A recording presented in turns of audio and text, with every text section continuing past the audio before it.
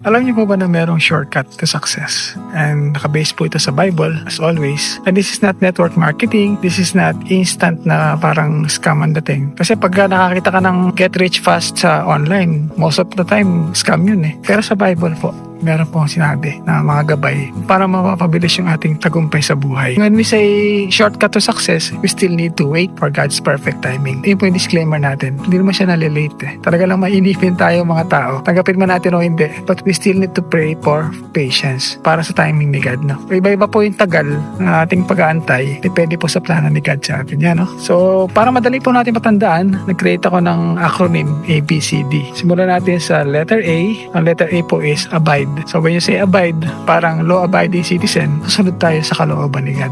Yun yung number one sa lahat talaga. Sabi sa Joshua 1 verse 8, this book of the law, yung Bible po, tinutukoy dito, shall not depart from your mouth, but you shall meditate on it day and night, so that you may be careful to do according to all that is written in it. No? So pag po pala tayo nagbabasa ng Bible, hindi lang tayo reading the Bible, but we are Bible studying. No? Magkaiba po yung reading the Bible and studying the Bible. When you're studying the Bible, you're not just reading it, pero you meditate on it day and night. So, halimbawa, nagbasa ka ng 1 to 2 chapters per day, merong nag-stand out doon na 2 verses, talagang pinag-iisipan mo siya. You spend time bago ka matulog, pagkagising mo, naalala mo yung nabasa mo. And that will manifest sa buhay mo. Ganun mo siya ma-apply. And ganun mo siya mas maunawaan kasi you are changing your way of thinking. Yung tinuro sa'yo ng mundo, pinapalitan mo ng thoughts ni God.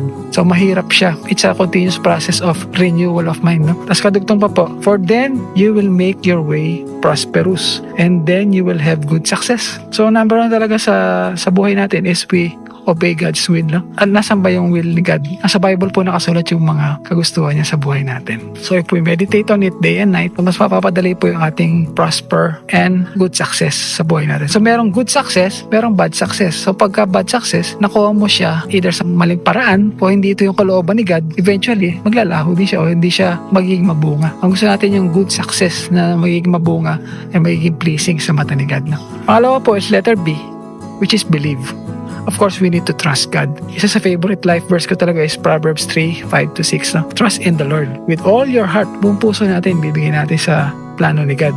And do not lean on your own understanding. So, yung ating understanding, yung ating natutunan sa mundo, kakalimutan na natin. We'll start to think like God. We will start to think like Christ. Every situation, what will Jesus do? Ano kaya ang gusto ni Christ na gawin ko dito? Sa bawat situation na mararanasan natin. Every decision that we do, ang sabi pa dito, in all your ways, acknowledge Him. Isa na dito is, we give thanks to God sa lahat ng bagay. Even the air that we breathe, even yung tubig na pampapaligo mo, yung ating kakainin pagkain, we acknowledge Him, no? That He is in everything. Everything na nangyayari sa buhay natin, we know that it is from Him, no?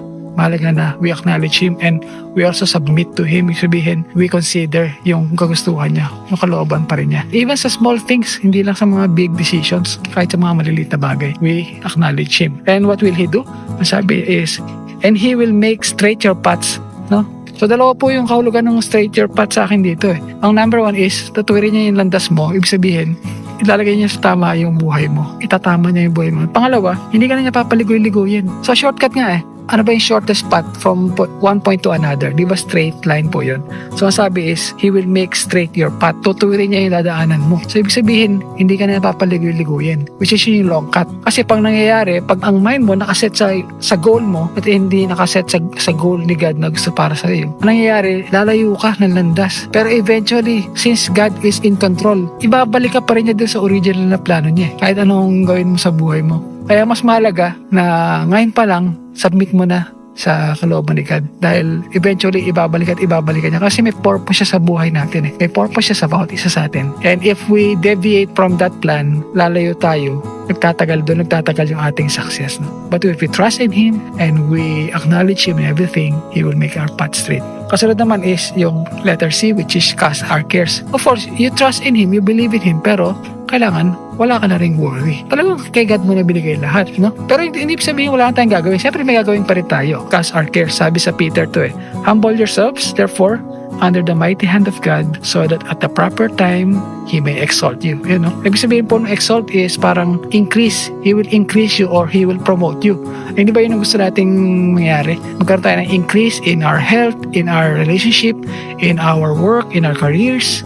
We want to have success. So we want to be exalted. No? To be able to do that, ang unang-una natin gagawin is humble yourselves. Ibig sabihin, we submit to God na we will cast all our cares to Him. Siya na ang bahala sa buhay natin. And ang sabi pa is, casting all your anxieties on Him because He cares for you. So, yun ang tatandaan mo na pagka nahihirapan ka, cast all your cares to God.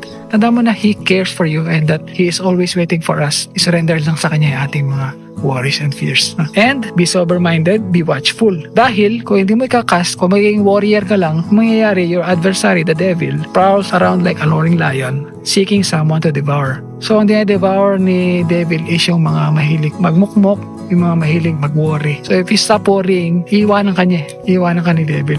Kasi ayaw niya ng ganun. Okay? Tapos yung huling-huli sa lahat, which is discernment. So, mahalaga that we abide in God's will, pero mahalaga din na pinapakinggan natin yung gusto niya. When we pray, we're not just asking for God to grant us our wishes, but also we ask for discernment para marinig natin yung boses niya. Dapat alam din natin kung ano yung steps na gagawin natin para ma-achieve natin yung mga success na hinihingi natin kay God. No? Siya rin na magdidictate sa atin kung ano yung kailangan natin gawin. Ang maganda analogy dito is when we ask our boss for a promotion. Di ba? Kasi ka sa boss mo ng promotion, tapos umalis ka na. Hindi mo na pinakinggan niya sasabihin niya na ito yung gagawin mo para ma-promote ka. This is the steps that you will take para ma-promote ka. So, ganun din kay God, no? Usually, we ask, we pray to God, pero after na masabi natin yung kagustuhan natin, yung hiling natin, wala na. Nanonood na tayong TV or natutulog na tayo. Pero we don't give time for God to speak to us. Sabi nga sa Bible is, we will set our goals, but God will establish our steps. Mahalaga that we pray for discernment. Kung discernment is marinig natin yung boses niya. We are His sheep and He is our good shepherd. And narapat lang na marinig natin yung boses niya if we are His sheep. No? Abide muna. Let's trust in the Lord. Let's cast all our cares and pray for discernment para marinig natin kung ano yung sasabihin niya. Yun lang po. I hope you will be successful sa buhay ninyo po. Kung ano man ang inyong pinagdadasal sa ngayon, antay lang tayo. Let's pray for patience also, or let's pray that God will help us use the patience that is already in us. Yun lang po. God bless and shalom, shalom. Bye.